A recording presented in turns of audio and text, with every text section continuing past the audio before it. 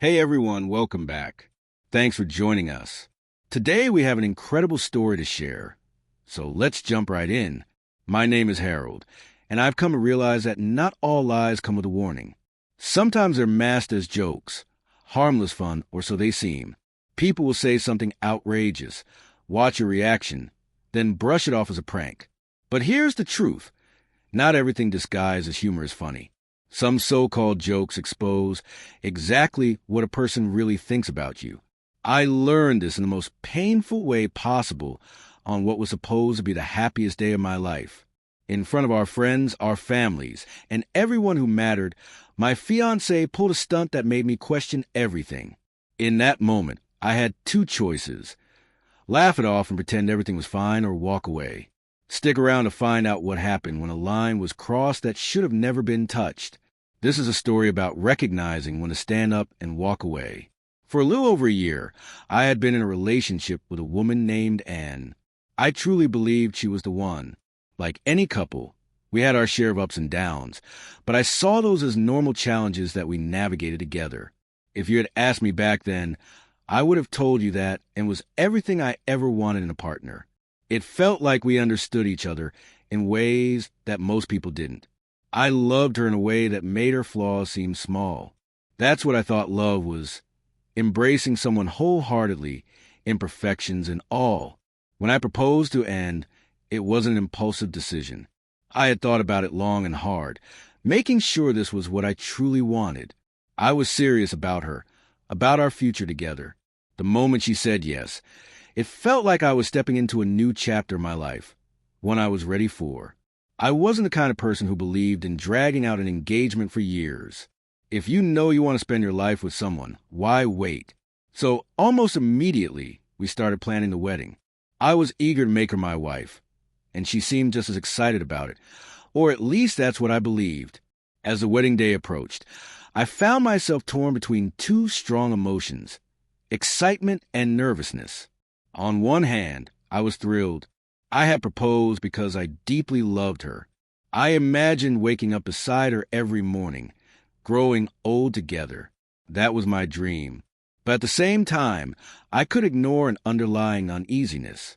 Marriage wasn't just a celebration. It was a lifelong commitment.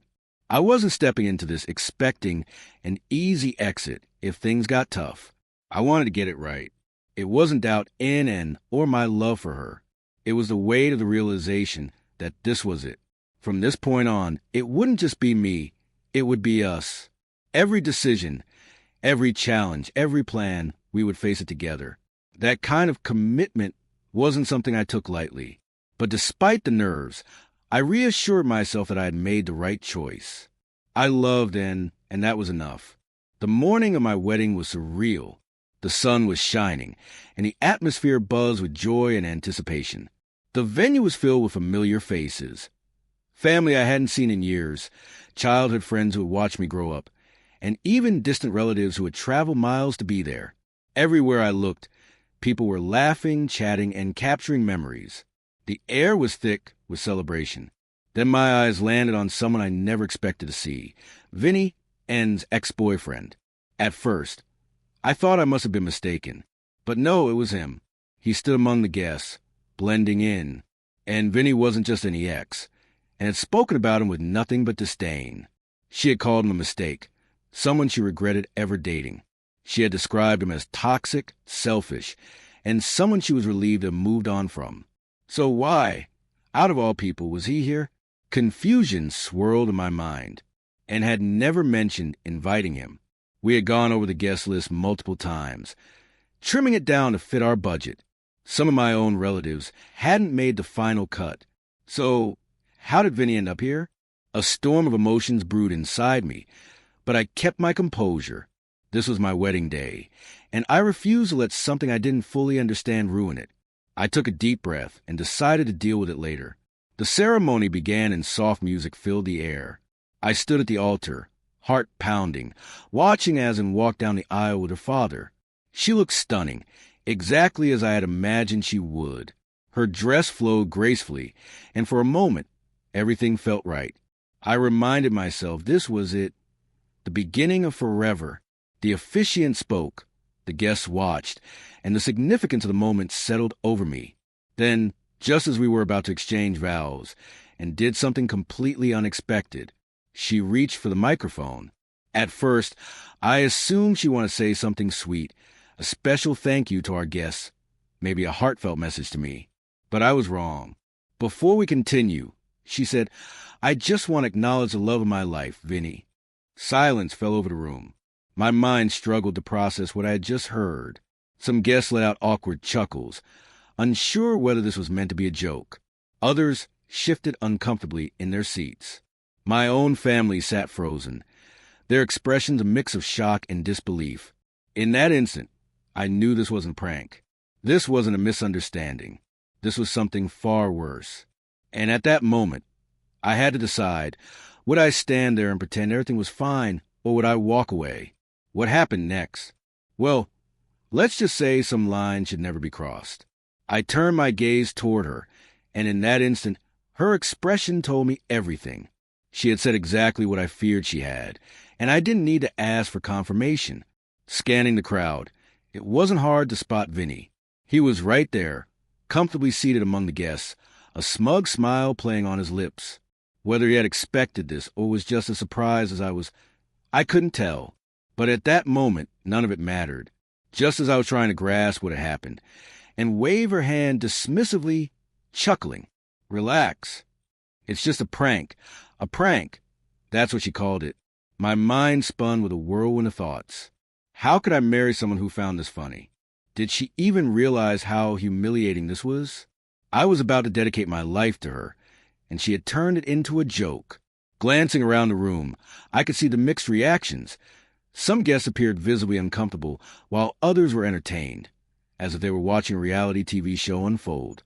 Meanwhile, Anne stood there still smiling, expecting me to brush it off like it was nothing.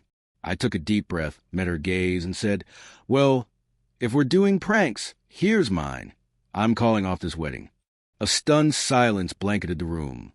The laughter and chatter that filled the air moments before vanished instantly. I watched Anne's smile falter, her expression shifting in slow motion. A few guests whispered to each other, unsure if they had heard me correctly. The officiant, standing just a few feet away, looked frozen, waiting for someone to tell him what to do next. But there was nothing to be done. I had already made my decision. I didn't wait for Anne's reaction. I turned and walked away. Behind me, I heard the commotion erupt, voices overlapping with shock and disbelief. "Did he just leave?" someone muttered. "Serves her right." Another voice chimed in. Not everyone agreed with what I had done. "This is ridiculous," one of her relatives whispered. "He's overreacting." Then came Anne. I could hear the sharp clicks of her heels as she hurried after me. "Harold, wait, please." Her voice trembled, laced with panic and desperation. But I was too angry, too humiliated to stop. "It was a joke. Please don't do this," she pleaded. A joke. Maybe if it had been in private and she had immediately apologized, maybe I could have processed it differently. But she had done it in front of our families, our friends, on what was supposed to be the most important day of our lives. And she expected me to laugh it off. I wasn't laughing. She caught up to me just before I reached the exit, grabbing my arm. "Please, Harold, just listen to me." Her eyes were red and glossy with tears. I didn't mean it like that. I wasn't in the mood for explanations. I shook off her hand and kept moving. Getting into my car, I could still hear her calling my name, but I shut the door, started the engine, and drove away. That was it. I was gone. There was no coming back from this. As I drove back to my apartment, my phone wouldn't stop buzzing, call after call. And her mother, her sister, even some of our mutual friends. Then the texts started pouring in. The first few were apologetic. "Harold, please pick up. It was just a joke. Baby, you know I love you, right?" But as time passed, the tone changed. "I can't believe you embarrassed me like that. How could you just walk out?" And then, as if on cue, she switched back to pleading. "I swear I didn't mean it that way. Please talk to me." I didn't answer a single one. Then her family got involved. Her mother left a voicemail, her tone all sugary concern. "Harold, sweetheart, I know you're upset, but this is just a misunderstanding. And loves you. Call me back. Her sister tried guilt-tripping me. Do you really want to throw everything away over one mistake? Even her father, a man who had barely spoken to me before, suddenly had an opinion. Be a man, Harold. Work this out. But none of them were in my shoes. None of them had felt the gut punch of hearing their fiancée call another man the love of her life at their wedding. That night, I sat in my apartment, overwhelmed but strangely numb. And then I did something I should have done long ago. I started digging. And was playing games. I wanted to know just how long this had been going on. Scrolling through her social media, I saw it. Vinny had been engaging with her posts for months, liking pictures, leaving heart emojis, commenting on her stories. And she had been responding, not just acknowledging his comments, but engaging with them, laughing at his jokes, sending playful replies. Nothing outright incriminating, but enough to make me feel like a fool. This was the same guy she once called Mistake. The same guy she swore she regretted ever being with. So why was she still talking to him? The more I scrolled, the clearer it became, and had never really let go of Vinny. She kept him at arm's length, just close enough to stay connected, but far enough to keep me from noticing. And the worst part? If she hadn't pulled that stunt at the wedding, I might have never known. I didn't need undeniable proof. I had all the answers I needed. Sitting there, I let out a sharp exhale. I had dodged a bullet. If I had gone through with that wedding, I would have spent my life walking on eggshells, waiting for the next joke, wondering when I'd be the punchline again. Marriage isn't a high school prank. It's built on trust. If she could humiliate me in public, what would she be capable of in private? As my phone lit up again, I saw it wasn't N.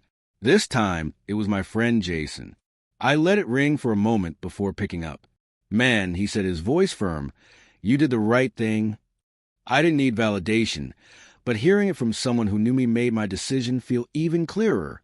I had walked away from something that would have cost me my peace, my dignity, and possibly my future. So here are 2 lessons I learned.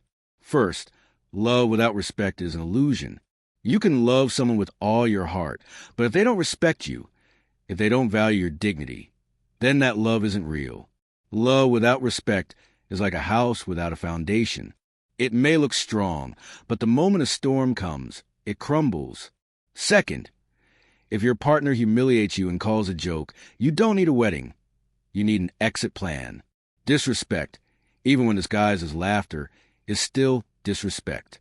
Someone who truly loves you wouldn't risk hurting you, not even for a second. Marriage isn't a joke. Commitment isn't something to play games with. If you ever find yourself being treated like a punchline instead of a partner, don't waste time trying to fix it. Walk away. Now I want to hear from you.